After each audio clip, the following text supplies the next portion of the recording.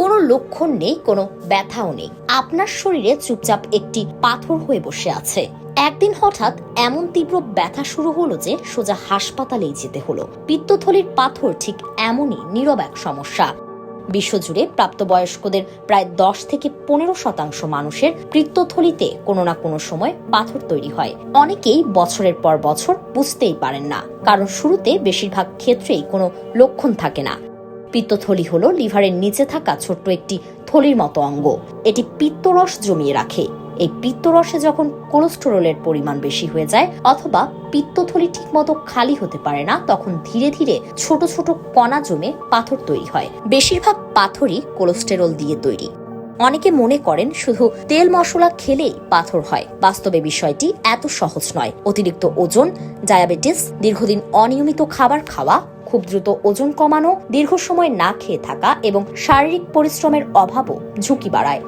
নারীদের মধ্যে এই সমস্যা তুলনামূলক বেশি দেখা যায়, বিশেষ করে 40 বছরের বেশি বয়স, একাধিকবার গর্ভধারণ, পরিবারে এই রোগের ইতিহাস এবং শরীরে এস্ট্রোজেন হরমোনের প্রভাব থাকলে ঝুঁকি আরো বাড়তে পারে। তবে পুরুষরাও যে নিরাপদ এমনটা নয়। পাথর ছোট থাকলেও বিপদ হতে পারে। এটি যদি পিত্তনালীতে আটকে যায় তাহলে ডান পাশের ওপরের পেটে তীব্র ব্যথা, বমি, জ্বর, এমনকি জন্ডিসও দেখা দিতে পারে। কখনো কখনো অগ্নাশয়ের প্রদাহের মতো জটিল সমস্যাও তৈরি হয়।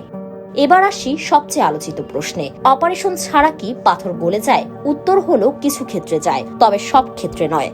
চিকিৎসকের পরামর্শে ইউরসোডি অক্সিকলিক অ্যাসিড বা ইউডিসিএ নামের একটি ঔষধ ছোট আকারের কোলেস্টেরলের পাথর ধীরে ধীরে গলাতে সাহায্য করতে পারে, কিন্তু এটি নির্দিষ্ট রোগীর জন্য অনেক মাস সময় লাগে। আবার পরে নতুন করে পাথরও হতে পারে। তাই নিজের ইচ্ছামতো এই ঔষধ খাওয়া ঠিক নয়।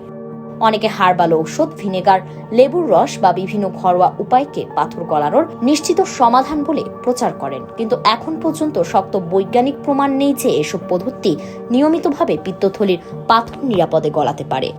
যদি পাথর কোনো উপসর্গই না দেয় তাহলে অনেক সময় শুধু পর্যবেক্ষণই যথেষ্ট, কিন্তু বারবার ব্যথা, সংক্রমণ বা জটিলতা দেখা দিলে বর্তমানে ল্যাপারোস্কোপিক অপারেশনই সবচেয়ে কার্যকর ও দীর্ঘমেয়াদী চিকিৎসা হিসেবে বিবেচিত হয়। তাহলে কি করলে ঝুঁকি কমানো যায়? প্রথম কাজ হলো স্বাস্থ্যকর ওজন ধরে রাখা। হঠাৎ করে ক্র্যাশ ডায়েট দিয়ে ওজন কমানোর চেষ্টা করবেন না। প্রতিদিন নিয়মিত হাঁটুন বা ব্যায়াম করুন, পর্যাপ্ত পানি পান করুন এবং দীর্ঘ সময় না খেয়ে থাকার অভ্যাস বদলান। খাবারের তালিকায় শাকসবজি, ফল, আঁশযুক্ত খাবার ও স্বাস্থ্যকর চর্বি রাখুন। অতিরিক্ত ভাজা পোড়া, প্রক্রিয়াজাত খাবার এবং অতিরিক্ত চিনি কমিয়ে দিন। এতে শুধু পিত্তথলিই নয়, পুরো শরীরই ভালো থাকবে। একটি বিষয় মনে রাখা জরুরি, পিত্তথলির পাথর মানেই অপারেশন নয়। আবার অপারেশন এড়িয়ে যাওয়াও সবসময় বুদ্ধিমানের কাজ নয়। কোন রোগীর জন্য কোন চিকিৎসা সবচেয়ে উপযুক্ত সেটি নির্ধারণ করবেন বিশেষজ্ঞ চিকিৎসক, পরীক্ষার ফল এবং রোগীর অবস্থার ভিত্তিতে। তাই ডান পাশের ওপরের পেটে বারবার ব্যথা, তেলযুক্ত খাবারের পর অস্বস্তি, বমি বা জ্বরকে কখনোই অবহেলা করবেন না।